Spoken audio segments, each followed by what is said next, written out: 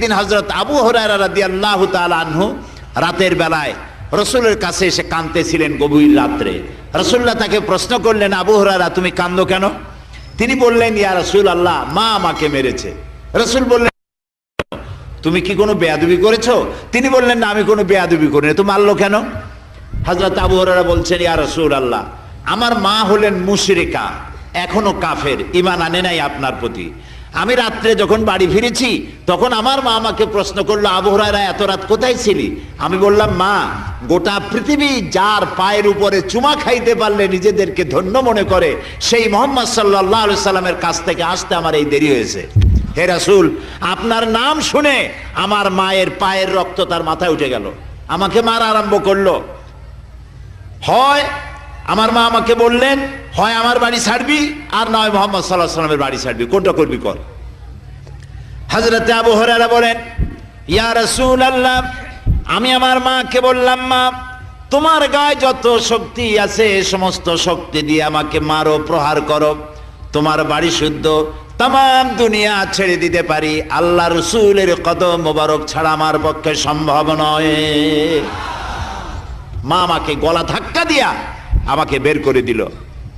রাসূলুল্লাহ বলছেন, আবু হুরায়রা, তোমার মা তোমাকে মেরেছে, এখানে আমার তো কিছু করার নাই। আর একবার সুবহানাল্লাহ বলেন। যেই রাসূলের মুখের কথা আইন, যা বলবেন সেটা আইন, কিন্তু এখানে তিনি আইন প্রয়োগ করলেন না, বললেন মা মেরেছে, আমার বলার কিছু নাই, করার কিছু নাই। তাহলে মায়ের মর্যাদা কম হলো না বাড়লো? কত বড় বাড়ছে, কত বড় বাড়লো। একজন এসে রাসূলকে প্রশ্ন করেছেন, হে রাসূল, আমার কাছ থেকে সব থেকে বেশি উত্তম ব্যবহার পাওয়ার অধিকার কার? রাসূলুল্লাহ বললেন, তোমার মায়ের। তারপর কার? তোমার মায়ের। তারপর কার? তোমার মায়ের। তারপর কার? রাসূলুল্লাহ বললেন, তোমার পিতার। তাহলে বাপের চাইতে মায়ের মর্যাদা কয় গুণ? 3 গুণ বেশি। এদিকে খেয়াল রাখবেন, আমাদেরকে খেয়াল রাখতে হবে যে আমরা যেন মা বাপকে ছেড়ে অন্যের প্রতি বেশি মর্যাদা দিতে না যাই। আমাদের দেশে লোকেরা বোঝে না, তাই মা বাপের চাইতে পীর সাহেবদেরকে বড় মনে করে। কথা বুঝতে পেরেছেন? হাদিয়া তোহফা পীর সাহেবদের দেয়, ওখানে কদম বসি করে এবং তাদের দোয়া কবুল হবে বলে মনে করে। বিশ্বাস করুন, পীর সাহেবের দোয়া, মৌলানা সাহেবদের দোয়া কবুল হবে কি হবে না 50-50। কবুল হইলেও হইতে পারে, না হইলেও না হতে পারে। রাসূলুল্লাহ বলেছেন 3 জনের দোয়া কবুল হবেই, 100% গ্যারান্টি। কে বলেছেন? আল্লাহর নবী বলেন, মুসাফির ব্যক্তি যিনি ফরজ নামাজ কসর পড়েন, এরকম দূরত্বে যাওয়ার পর যিনি মুসাফির হয়ে যান, মুসাফিরের দোয়া আল্লাহ দরবারে কবুল হয়ে যায়। মাজলুম ব্যক্তি, অত্যাচারিত ব্যক্তির দোয়া আল্লাহর দরবারে কবুল হয়ে যায়। আর মা বাপ যদি সন্তানের জন্য দোয়া করে, আল্লাহ রব্বুল আলামিন অবশ্যই তা কবুল করেন। মা বাপের দোয়া সর্বাধিক মঞ্জুর। এই জন্য সন্তানের কাছে সব থেকে বড় পীর তার মা বাপ। সন্তানের কাছে বড় পীরকে জোরে বলেন কে? আল্লাহ তাআলা বলেছেন, তোমার মা বাপের জন্য দোয়া করবে আমার কাছে। দোয়া কে শিখিয়ে দিয়েছেন? আল্লাহ তাআলা। আল্লাহ রাব্বুল আলামিন বলেন, মা বাপের জন্য আমার কাছে দোয়া করবে। এই কথা বলে রব্বিরহামহুমা কামা রব্বায়ানি সাগীরা, সবাই পড়েন জোরে, রব্বিরহামহুমা কামা রব্বায়ানি সাগীরা।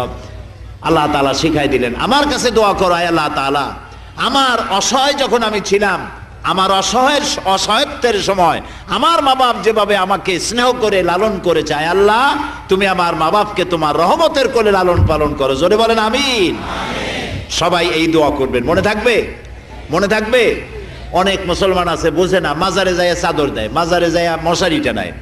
দেখছেন না আপনারা? আমি চিন্তা করছি, মাজারে মশারিটা নাই কেন? তার ধারণা কি কবরের মধ্যে গিয়ে মশাই কামড়াবে? কি আশ্চর্য কথা। যারা মাজারে মশারি দিল, চাদর দিল, দেখা গেল তার মায় শীতে কষ্ট পায়, তার বাপের মশাই কামড়ায়। অথচ এই সব জায়গায় এগুলি না দিয়ে মা বাপের সম্মান করা উচিত, তাদের খেদমত করা উচিত। মনে থাকবে? রাসূলুল্লাহ বললেন, আবু হুরায়রা, মা তোমাকে মেরেছে, আমার তো কিছু করার নাই। হযরত আবু হুরায়রা বলছেন, হে রাসূল, আমি মায়ের বিরুদ্ধে তো নালিশ করতে আসি নাই, কেন এসছো? তোমার মূল কথা কি? হযরত আবু হুরায়রা বলেন, ইয়া রাসূলুল্লাহ, আমার মূল বক্তব্য হচ্ছে, আমি জানি আল্লাহ নবী যদি আল্লাহর দরবারে হাত উঁচু করে রব্বুল আলামিন তা ফেরত দেন না। আপনি আমার মায়ের হেদায়েতের জন্য আল্লাহর কাছে দোয়া করুন। নবীজি দুখানা হাত উত্তোলন করে দোয়া করলেন, আল্লাহুম্মা ইহদি উম্মা আবি হুরায়রা, আয় আল্লাহ তাআলা আমি দোয়া করি তুমি দয়া করে আবু হুরায়রার মাকে হেদায়েত নসিব করে দাও। রাসূলুল্লাহ দোয়া করলেন আল্লাহ ওর মায়ের হেদায়েত করে দাও। হযরত আবু হুরায়রা রাসূলের মুখে দোয়া শুনে দিয়েছেন দৌড়। পিছন থেকে সাহাবীরা মনে করলেন আবু হুরায়রা দৌড়ায় কেন, জামা টেনে ধরছে পিছন থেকে। জিজ্ঞেস করলে আবু হুরায়রা দৌড়চ্ছ কেন, কোনো বিপদ হয়েছে নাকি? কয় না, কোনো বিপদ হয় নাই, আমাকে ছেড়ে দাও। কেন, কি হয়েছে? হযরত আবু হুরায়রা বলেন, সাহাবীরা আমাকে ছাড়ো, আমি দৌড়াইয়া বাড়ি গিয়ে দেখতে চাই। আমি আগে দৌড়াইয়া বাড়ি পৌঁছলাম, নাবি বাড়ি পৌঁছবার আগে আল্লাহ নবীর দোয়া আমার বাড়ি পৌঁছায়ছে। এই দুইটা জিনিসের কোনটা আমি দেখতে চাই। হযরত আবু হুরায়রা বাড়িতে এসে দরজায় নক করলেন, ভেতর থেকে আওয়াজ এলো, কে? আবু হুরায়রা বললেন, মা আমি তোমার সন্তান আবু হুরায়রা ফিরে এসেছি, দরজা খুলে দাও। মা বললেন, বাবা অপেক্ষা করো, দরজা খুলতেছি। হযরত আবু হুরায়রা বলেন, মায়ের গলার আওয়াজের মধ্য থেকে কুফরির কর্কশতা পেলাম না, সেখানে আমি তাওহীদের নরমিয়াত পেলাম। আমার মনে হলো আমি বাড়ি পৌঁছাবার আগে আল্লাহ নবীর দোয়া আল্লাহর আরশে আজিমে পৌঁছে গেছে। মা ঘরের থেকে বেরিয়ে এলেন, মাথার চুল দিয়া পানি পড়তেছিল, তিনি গোসল করে এসেছেন। মামা আর এসে বললেন, বাবা আবু হুরায়রা তোমাকে মেরে আমি খুব অনুতপ্ত হয়েছি। আমার এই ছেলেটাকে কেন মারলাম? দুনিয়ার সব থেকে ভালো মানুষের কাছে কি ছিল, মারলাম কেন? আমি অনুতপ্ত হয়েছি বাবা, তুমি আর দেরি করো না, এক্ষুনি আমাকে নিয়ে চলো বিশ্বনবী মুহাম্মদুর রাসূলুল্লাহ সাল্লাল্লাহু আলাইহি সাল্লামের দরবারে।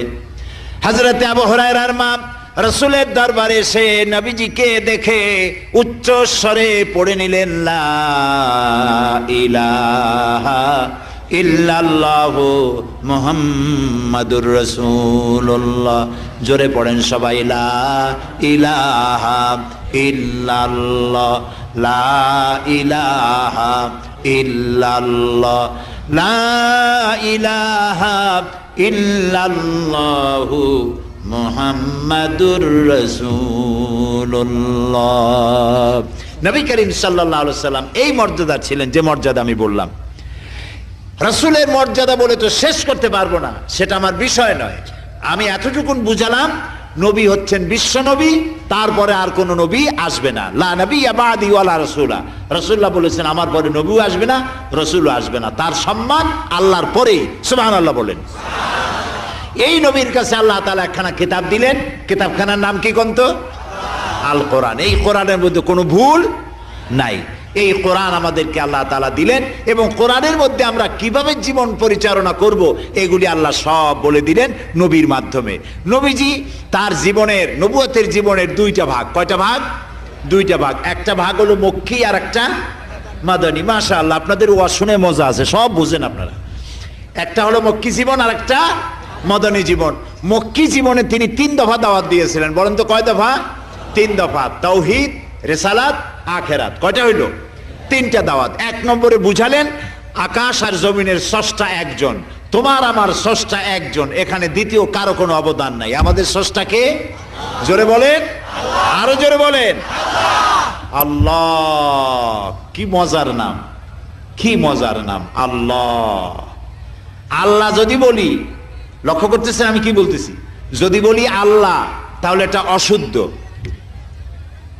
আল্লাহর নামটা হচ্ছে আল্লাহ, বলতে গিয়ে মুখটা গোল হয়ে যাবে। বলেন তো আল্লাহ। মহব্বত লাগে না? মহব্বত লাগে না? কলিজা থেকে যদি কেউ একবার উচ্চারণ করে, মুখের উচ্চারণ আর কলিজার উচ্চারণ দুইটা কি একরকম? না, একরকম না। মনের থেকে যদি কেউ কথা বলে, তাহলে সেই কথায় আসর রাখে, প্রভাব বিস্তার করে, আর একজনের কলিজায় গিয়া লাগে। আর কথা যদি আর্টিফিশিয়াল হয়, সে কথায় কলিজায় লাগে না, বাতাসে উড়ে যায়। কেউ যদি অন্তরের অন্তঃস্থল থেকে একবার ডাক দেয় আল্লাহ, আল্লাহ রাব্বুল আলামিন, তিনি বলেন আস্তে বলে শুনতে পাই, জোরে বললে শুনতে পাই, মনে মনে ডাকলে তাও আমি শুনতে পাই। ওয়া নাহনু আকরাবু ইলাইহি মিন হাবলিল ওয়ারিদ। তোমার যে ঘাড়, যে ঘাড়ের উপরে তোমার মাথাটা বসানো, এই ঘাড়ের চাইতেও আমি আল্লাহ তোমার বেশি নিকটে। সুবহানাল্লাহ। প্রিয় ভাই সব, সে আল্লাহ, তিনি তাওহীদের কথা শোনালেন। আল্লাহ সব কিছুর স্রষ্টা, সব কিছুর মালিক। সুতরাং তার হুকুম মানলেই শান্তি, তার হুকুম অমান্য করলেই উল্টাটা বলেন অশান্তি। আল্লাহ তাআলা বলছেন, দেখো তো হুকুম মানার মধ্যে শান্তি কিভাবে, কোরআন শরীফ দেখুন। আল্লাহ রাব্বুল আলামিন বলেন, আফা গায়রা দীনিল্লাহি ইয়াবগুন ওয়া লাহু আসলামা মান ফিস সামাওয়াতি ওয়াল আরদি তাওআও ওয়া কারহা। আল্লাহ তাআলা বলেন, তোমরা কি আমার দেওয়া জীবন ব্যবস্থা ছেড়ে দিয়ে মানুষের তৈরি করা মতবাদ তালাশ করো নাকি? অথচ আকাশ আর জমিনে যা দেখতে পাও সব আমার আইন মেনে চলছে। সুবহানাল্লাহ। সূর্য আইন মানে কার? চন্দ্র, তারকারাজি, বাতাস, গাছপালা, নদ নদী সব আল্লাহর আইন মানে। আর তাই শান্তি, কোনো ঝগড়া নাই। তারায় তারায় যুদ্ধ হয় কখনো? তারা কি একটা না দুইটা? কয়টা কন্ত গুনে খুলে দিতে পারবেন? সমুদ্রের কিনারের বালুকণা হয়তো গুনে শেষ করা যাবে, আকাশের তারা গুনে শেষ করা যাবে না। এই তারায় তারায় কোনোদিন যুদ্ধ হয়, মারামারি হয়? চাঁদে আর সূর্যে গুতাগুতি লাগে? লাগে না। তাহলে বোঝা যায় ওরা আইন মানে কার? আল্লাহর। জঙ্গলের মধ্যে যত পশু আছে, বাঘ আছে, সিংহ আছে, আপনারা কি কোনোদিন শুনেছেন 200 বাঘ না খায় মরে গেছে? ঝগড়া করে কামড়া কামড়ি করে মরছে। কুমিরিয়া মারামারি করে মরে গেছে, এরকম হয়? রেয়ার কেস, হয় না বললেই চলে। তাহলে দেখা যায় জঙ্গলের প্রাণী, পানির তলার প্রাণী, মহাশূন্যে যা আছে সব আইন মানে কার? আর তাই শান্তি। আমরা আইন মানি না, তাই আমাদের মধ্যে অশান্তি। মারামারি করার মতো অস্ত্র আছে কার? বাঘের আছে, সাপের আছে, বল্লার আছে, বিমরুলের আছে, হাতির আছে, সবার কাছে মারামারি করার অস্ত্র আছে। মারামারি করার অস্ত্র নাই কার কাছে কন্ত? আপনারা তো সবই বোঝেন, মাশাআল্লাহ। মানুষেরা মারামারি করতে গেলে বন্দুকের আশ্রয় নিতে হবে, লাঠির আশ্রয় নিতে হবে। আমার নিজের কাছে কিছুই না, যা দিয়ে আমি মারামারি করতে পারি সামান্য। এই যে এতগুলি মানুষ, হাজার হাজার মানুষ, এর মধ্যে যদি একটা সাপ ঢোকে ওই কোণা দিয়া, যারা শুনবে যে সাপ ঢুকছে, এই মাথায় থাকবে একজনও? কিছু মৌমাছি যদি এই দিক দিয়ে ঢোকা আরম্ভ করে, ওই দিক দিয়ে মানুষ সাপ, ঠিক কিনা? মৌমাছির সাথে পারি না, সাপের সাথে পারি না, বল্লার সাথে পারি না, বিমরুলের সাথে পারি না। আর মানুষ কত মাতব্বারি করে, হ্যান করেঙ্গে ত্যান করেঙ্গে, লাঠি কে আন্দার মুগুর ভরেঙ্গে, কিছুই করতে পারবে না। মানুষ খুবই দুর্বল। এই দুর্বল মানুষগুলোকে আল্লাহ রাব্বুল আলামিন বলেছেন, আমার আইন মানো, শান্তিতে থাকবা। জমিনে আইন মানতে হবে কার? আল্লাহ তাআলা। পশু পক্ষী যেভাবে শান্তি পায়, তোমরাও শান্তি পাবা। খাবারের অভাব হবে না। খাবারের দেওয়ার মালিক কে? আল্লাহ তাআলা। আল্লাহ তাআলা বলছেন, ওয়ালাউ আন্না হানাল কুরআন আমানু ওয়াত্তাকাউ লাফাতাহনা আলাইহিম বারাকাতিম মিনাস সামাই ওয়াল আরদ। আল্লাহ তাআলা বলেন, জনপদের লোকেরা, দেশের লোকেরা যদি আমার উপর ঈমান আনে আর আমাকে ভয় করার নীতি যদি অবলম্বন করে চলে, তাহলে আকাশ আর জমিনের বরকতের সব দরজা আমি আল্লাহ তাদের জন্য খুলে দেব। আইয়ুব খানের সময় এখানে মানুষ না খায় মরতো আশ্বিন মাসে, কার্তিক মাসে। তারপরে ইরি ধানের চাষ হইলো, এ কথা ঠিক কিনা? ইরি ধানের চাষ হইলো আইয়ুব খানের সময়, যখন লোকজন ছিল এখানে। তার থেকে লোক আর জনসংখ্যা এখন কম না বেশি? কত? বহু, জনমের মতো বেশি হয়েছে। এখন জমিন ফসল আগের চাইতে কম না দেয়? কম দেয় না বেশি দেয়? আগে ছিল ইরি 1, এখন ইরি বিরি 38 নম্বর পর্যন্ত উঠে গেছে। কত খাবেন? এই জমিনের ফসল উৎপাদনের ক্ষমতা কে দেন? আল্লাহ রাব্বুল আলামিন দেন। সুতরাং আল্লাহ হচ্ছেন রিজকের মালিক, তিনি খেতে দিবেন, পড়তে দিবেন, সবটার মালিকানা তিনি নিয়েছেন। আমাকে দায়িত্ব দেওয়া হচ্ছে, আমাদেরকে বলা হয়েছে আমার আইন মেনে চলো। আল্লাহর আইন মানার মধ্যেই শান্তি। এই আইন যদি অমান্য করি তাহলে অশান্তি হবে। সে আইন শুধু মসজিদে না, সে আইন হবে পার্লামেন্টে, সে আইন হবে আদালতে, সে আইন হবে কোর্টে, কাছারিতে, শিক্ষাঙ্গনে, সব জায়গায় আইন চলবে কার? চিল্লায় বলেন তো কার? আরো জোরে বলুন। আল্লাহ তাআলা বলছেন, আলা লাহুল খালকু ওয়াল আমরু। সৃষ্টি যার, আইন চলবে সে আল্লাহ তাআলার। আল্লাহর আইন যদি পৃথিবীতে মানুষেরা মেনে চলে, অশান্তি আর থাকবে না। এই যে নারী সমাজ, মা বোনেরা, আমাদের মা বোন, মহিলারা আমাদের কি? আমাদের মা বোন। তাদের মর্যাদা অনেকেই রক্ষা করে না। পুরুষেরা তাদের মনে রাখতে হবে আমাদের পায়ের তলে হলো জুতা আর স্যান্ডেল, আর মেয়ে লোকেরা আমাদের মায়ের জাতি, তাদের পায়ের তলে কি জানেন? মাশাআল্লাহ, তাদের পায়ের তলে আল্লাহ জান্নাত রেখেছেন। সেই মা বাবের সাথে যে নাফরমানি করা হয়, মেয়ে লোকদের সাথে খাইতে দেওয়া হয় কম, মারধর, গালাগালি, যে লাঠিটা দিয়ে গরু পিটায় সেই লাঠি দিয়ে বউ পিটায়, তারপরে খাবার দেয় না, কথায় কথায় তালাক দেয়। আল্লাহর আইন অমান্য হবে যেখানে, অশান্তি হবে সেখানে। কথায় কথায় তালাক দেওয়া এটা চলবে না। নারীদের প্রতি সম্মান রক্ষা করতে হবে। আজ এই ট্যাংরা মাদ্রাসা, কি মাদ্রাসা? টেংরি মহিলা মাদ্রাসা, ভালোই হয়েছে। টেংরি মানে ছোট্ট, তাই ছোট্টটা আল্লাহ যেন বড় করে দেন, বলেন আমিন। আল্লাহ যেন বড় করে দেন, বলেন আমিন। মহিলাদেরকে এখানে লেখাপড়া শিক্ষা দিলে তারা এখানে ভালো লেখাপড়া শিখতে পারবে, আলেম হবে, মাওলানা হয়ে যাবে। ফ্যাক্টরি যেমন, প্রোডাকশন তেমন। একটা মেয়ে লোক যদি ভালো হয়, গোটা পরিবার ভালো হয়ে যায়। আলহামদুলিল্লাহ বলেন। এই মেয়ে লোকদের কোনো মর্যাদা ছিল না, তাদের মর্যাদা কে দিল? ইসলাম দিয়েছেন। বলেন কে? এদেরকে অত্যাচার করা হতো। মেয়ে হইছে কেন? এই জন্য মেয়েটাকে জীবিত অবস্থায় মাটির নিচে পুঁতে রাখতো। এখনো আমাদের দেশে এরকম হয়, স্ত্রীর বারবার মেয়ে হয়, সেই বউর সাথে কথা বলে না স্বামী, শ্বশুর বাড়ি বেড়াতে যায় না। এখন বউর যে বারবার মেয়ে হয়, এ দোষ কি মেয়ে লোকটার? মানুষের যদি দোষ হয় তাহলে পুরুষ তুমি বাঁচবা কেমনে? দোষ তো তোমারও, ঠিক কিনা? সুতরাং মেয়ে হোক, আল্লাহ তাআলা বলেছেন আমি কাউকে ছেলে দেই মেয়ে দেই না। শুনতেছেন আমার কথা? আল্লাহ তাআলা বলছেন কাউকে মেয়ে দেই ছেলে দেই না, কাউকে ছেলে দেই মেয়ে দেই না, কাউকে ছেলেও দেই মেয়েও দেই, কাউকে কিছুই দেই না। ক্ষমতা কার? জোরে বলেন কার? এই মাহফিল আসার সাথে সাথে এক মেয়ে লোক আমাকে চিঠি পাঠাইছেন, এখানে যারা আছেন তাদের মধ্যে থেকে একজন বিবাহ হয়েছে, বহু বছর বাচ্চা হয় না। আপনারা দোয়া করুন আল্লাহ যেন তাকে বাচ্চা দেন, বলেন আমিন।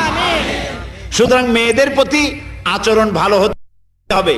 সে আচরণ আমাদের দেশের মানুষেরা সঠিকভাবে করে না। যদি মহিলারা আলেম হন, ভালো ভালো আলেম হয়ে যায়, শিক্ষিতের জনসংখ্যা যদি, শিক্ষিত জনগণ যদি বাড়তে থাকে, ইসলামের আইন কানুন মানতে থাকে, দেশের মধ্যে শান্তি হবে, স্বস্তি বাড়বে। আজকে দেখা যায় মহারানা দেওয়া তো ছিল ফরজ, মহারানা আদায় করা কি? বলেন সবাই, ফরজ।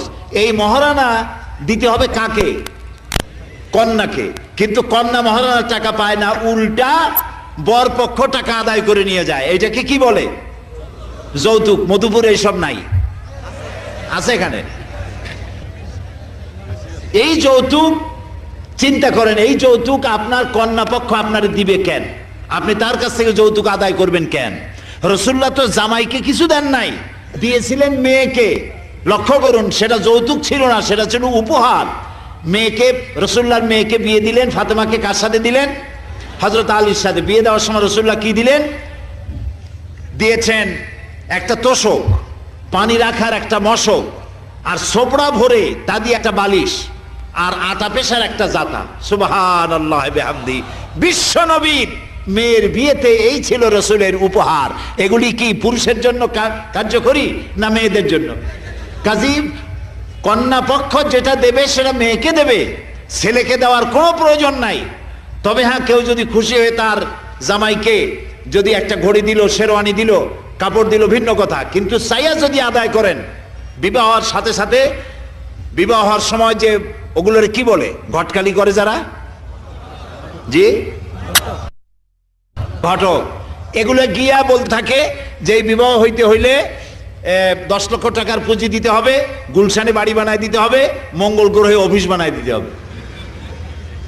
দেখছেন অবস্থা? তো এই টাকা সে দিতে যাবে কেন? কেন দিবে? উপহার যদি দেয়, নেওয়া সুন্নত, দেওয়াও সুন্নত, কিন্তু চাইয়া আদায় করা হারাম। চাইয়া আদায় করা কি? যৌতুক চাইয়া আদায় করা কি?